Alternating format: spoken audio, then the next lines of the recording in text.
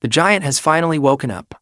For years, we thought the Mac Mini was just a gateway Mac, a small box for students or a quiet server for the tech-savvy.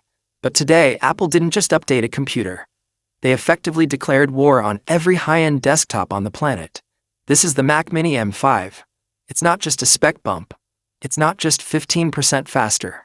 We are looking at a total architectural shift that merges the worlds of professional workstations and compact consumer tech into one lethal package. If you're a pro editor, a 3D artist, or someone who just wants the most powerful machine ever built in this form factor, you need to pay attention. In the next 30 minutes, we are going to strip this machine down to its silicon soul. No fluff, no extra talk, just the raw, unfiltered power of the M5. Let's get into it. The story of the M5 starts with the silicon. Apple has moved to a refined 3nm process, specifically TSMC's N3P, which is essentially like cramming an entire city's worth of electrical grid into a grain of sand. The efficiency gains here are unheard of. But the headline isn't just the size, it's the structure.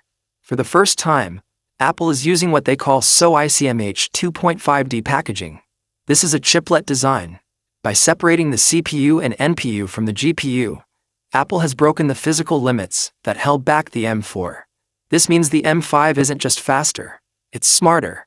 It scales in ways we've never seen in a Mac Mini. Let's talk about the CPU cores. The M5 features a new tier of silicon, the M-Core. Gone are the days of just performance and efficiency. We now have the super cores, the M-Cores, and the efficiency cores. The Super Core is clocked at a staggering 4.61 GHz. This is the fastest single-threaded performance in the world. When you click an app, it doesn't open. It simply appears. When you compile code, it's instantaneous. The M-Cores act as the heavy lifters for sustained workloads, offering 70% of the Super Core's power, but with a fraction of the heat. This three-tier system allows the Mac Mini M5 to manage heat so effectively that you will rarely, if ever, hear the fan spin up, even during a 4K export. But where the M5 truly separates itself from the pack is in the GPU. This is a next-generation 10-core GPU architecture that introduces neural accelerators directly into the graphics cores. This is Apple's answer to the AI revolution. We aren't just talking about better gaming. Though with the third-generation ray tracing engine, this thing is a gaming beast. We are talking about a 45% leap in graphics performance over the M4. For the first time, a Mac Mini can handle heavy 3D rendering in DaVinci Resolve or Octane without stuttering. It's pushing more pixels more accurately than some dedicated desktop GPUs that are 3 times its size.